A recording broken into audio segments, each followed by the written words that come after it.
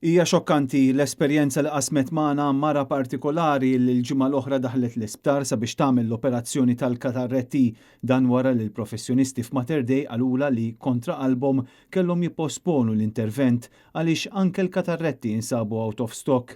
Din il-mara partikolari la kważi sentejn tistenna dan l-intervent importanti u issa minħabba li l-katarretti out of stock ikollha tibqa' tistenna. Sena u nofsilu anke l-Assoċjazzjoni Maltija tat-Tobba tal-Għajnejn kienet esprimit tħassib dwar l-operazzjonijiet tal-katarretti li qed jispiċċaw jitħassru minħabba li f'Mater Dei mhux qed ikun hemm l-għodda kollha neċessarja għal dawn it-tip ta' interventi bil-waiting list tkompli titwal.